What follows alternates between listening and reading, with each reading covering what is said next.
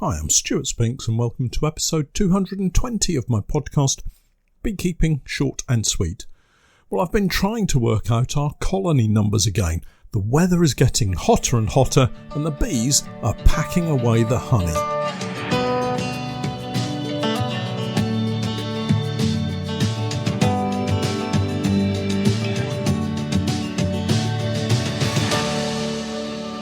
Beekeeping Short and Sweet, a beekeeping podcast for the inquisitive beekeeper with a short attention span. A beekeeper, in fact, just like me. I'm delighted to say that our podcast is now sponsored in part by Simon the Beekeeper.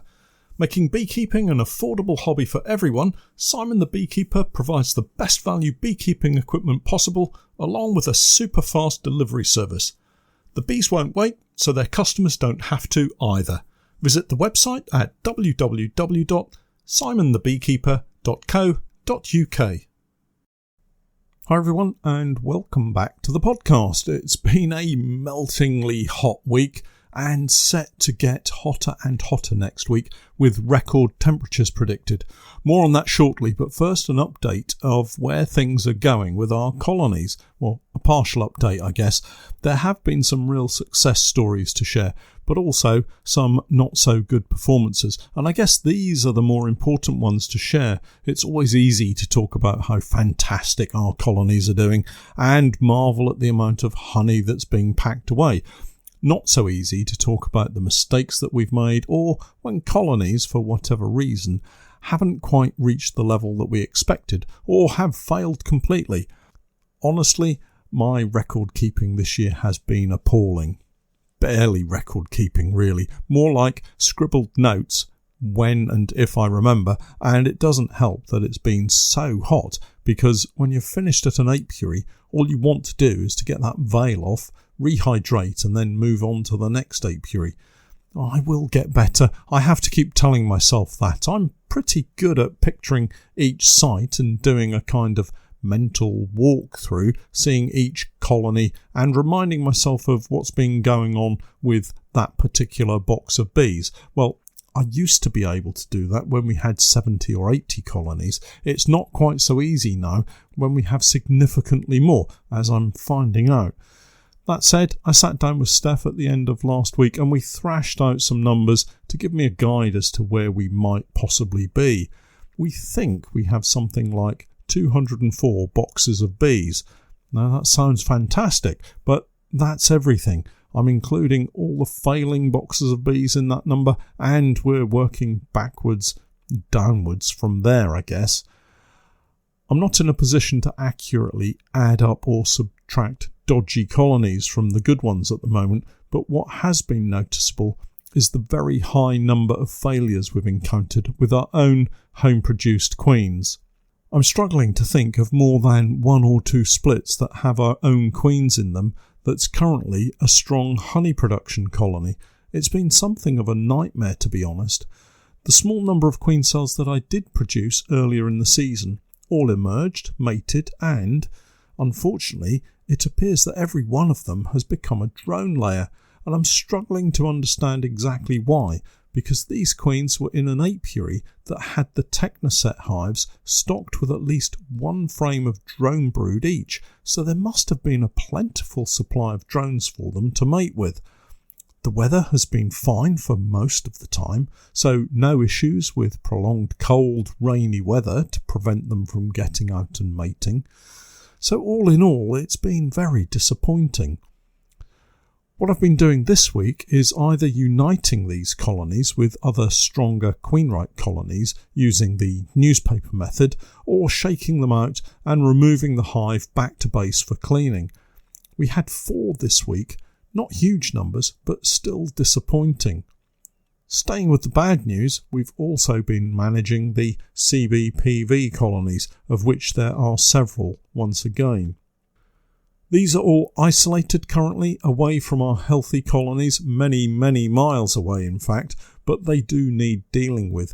I checked up on one on Friday last week, and although they had a filled super of honey, they were beginning to fail, so they will need culling very soon. This needs to happen once all the bees are back in the hive. Preparation is everything with this task. I basically pre-bag them in a large plastic bag and roll this bag down so that the entrance is still open and available to them. Once the bees are all back inside, late at night or very early in the morning, I destroy them as humanely as possible using ethyl acetate, tie up the bag and remove them from the apiary. We've had as many as 8 colonies with CBPV this summer, quite high numbers, several from the colonies I purchased, but the majority from our own stock. I produced a video showing one of these with all the signs and symptoms for you to see, so do take a look at it so you know what you're looking out for. Switching to much better news, we have several fantastic splits that are all queen right and looking in great shape. Let me explain. At the Fishing Lake's original apiary, we had several national hives, and one of those got away from me and threw up a number of queen cells. Happily, they were all on individual frames, which allowed me to easily divide the colony into 6 nuke boxes, creating 6 2-frame nukes, to which I added a mixture of drawn frames and foundation. Every single one of these queens has emerged, mated, and is laying successfully with a nice worker brood pattern.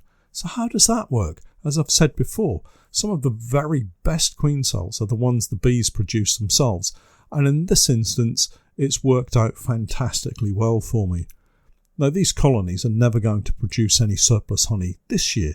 It will be all they can do to fill the brood box with brood and food, but that will be just fine for me, and some lucky beekeeper is going to get some very nice bees for overwintering and starting off next year with a bang.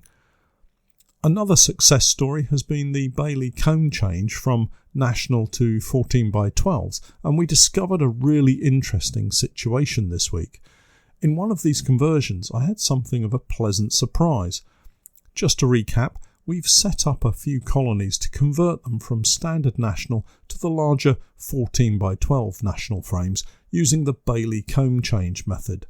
With the old queen trapped in the top brood box containing the larger frames, the brood below emerges and adds to the population of the colony. This is different to a shook swarm, for instance, where you remove the brood frames containing any brood or eggs and simply shake all of the bees down into a new box of foundation. Anyway, I was busy checking all of the brood that had emerged in the bottom box when I spotted eggs. Now, this shouldn't happen. The old queen is trapped in the top box and happily laying eggs in the new cells being created by the bees with her.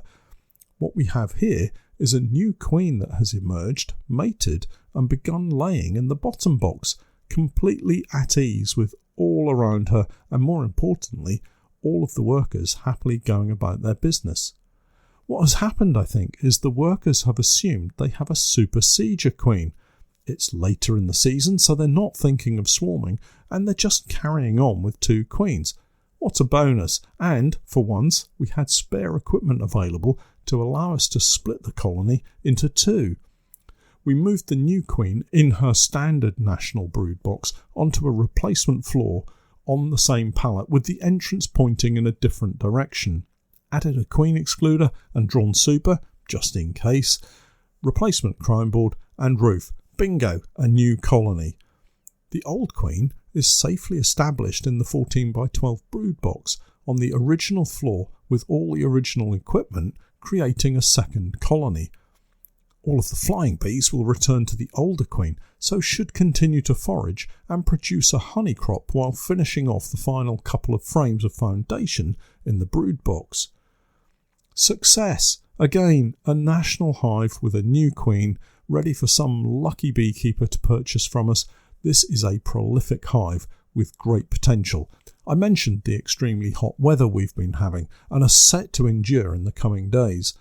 Several things to mention here. Personal safety is the priority. Keep hydrated and where possible, stay out of the sun at the hottest part of the day, which seems actually to be late afternoon, not midday. We've been inspecting as soon as the bees have been flying in the morning and as late as 7 or 8 in the evening, avoiding those searingly hot afternoons. Something we have been doing is adding a top entrance to our hives for easy access to the supers. Now this has only been done with the strongest of colonies, and we've kept the entrances quite small. Let me explain. The Technoset hives have an integral top entrance built into the feeders, approximately 3 centimetres wide, giving access to the supers from above. The effect of this is bees returning with nectar for storage can get straight into the supers without having to wade through a congested brood box, hopefully meaning they can get it offloaded into the supers rather than clogging up the brood nest cells, thus allowing the queen to continue laying eggs and maintaining a larger brood nest than otherwise would be available if these cells were filled with nectar. Our honeypore hives also have an integral top entrance built into the roof, not quite as refined as the Technoset in that you simply turn the roof upside down and it provides a full width entrance. These are too wide in my opinion and could lead to robbing and fighting, so we use some foam to close off the greater part of the entrance, leaving just a few centimetres for the bees to use and protect. It's not something that we've done before and only really noticed it being useful during the late spring oilseed rape flow, where bees in the Technoset hives were actively using the top entrances. Now, several warnings here I think. Firstly, if you're going to try this, only do it on the very strongest of hives. Smaller colonies may well find themselves under attack from other bees and wasps. Only use an upper entrance where there is a decent flow on and the bees are very actively bringing nectar back. And finally, close them down as soon as the flow slows and the bees are not so busy at that entrance. I say all of this as someone who hasn't used a top entrance before, so these I hope are common sense guidelines rather than rules. We'll see over the next week or two how it's worked out. We may have a bumper crop in these colonies, or I may find that I regret trying it. But let's stay positive and anticipate an increase in honey being capped in those supers. I don't know about you guys, but I'm seeing more and more wasps right about now, and it's that time of year, I guess. My approach with wasps has changed. I used to make up all manner of wasp traps. Beer, vinegar, apple juice, fizzy drinks, some very weird concoctions indeed, which all seem to work in varying degrees, but ultimately always trapped a range of innocent bystanders. Now, I really don't think we need wasp traps. What we need is strong, healthy colonies. These are more than capable of fighting off wasps at a reduced entrance. I've not actually seen any wasps sneaking into the entrances of hives as yet. Most of them suddenly appear when we're inspecting and drop onto the frame that I'm holding for a quick sugary drink and then rush off before they get caught. Those not quick enough are soon dealt with by a strong colony. Talking of colonies, it's time to take a serious look at them and decide if they're strong enough on their own, or make the decision that we need to be uniting these weaker colonies with another stronger colony so that they can band together and fight off any of these invaders. The number one technique for helping our colonies deal with wasps is to reduce the entrance, and here I am trying out top entrances. Entrance reduction will happen in about a fortnight, I would think, firstly with the smaller colonies, the splits that haven't grown as quickly as I would have hoped. Then, as we get towards the end of the summer flow, larger colonies will have the top entrances closed off and bottom entrances reduced a little.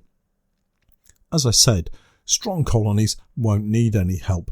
They'll soon deal with any attempts at the front door. But as we slow down, they too will get a small foam plug to make it even more tricky for wasps to sneak past the guard bees. Finally, it's time to prepare the honey room for the summer crop. I don't know about you folks, but our honey room doubles up as a workshop, a microscopy lab, a storage room, and unfortunately a general dumping ground for most of the rest of the year. It's a valuable space that only gets used a couple of times a year for the honey extraction and then mostly for other things. We've boxes and supers and a cluttered table. All of these things need tidying away, and the warm room needs to be sorted out too before we start bringing back boxes of honey.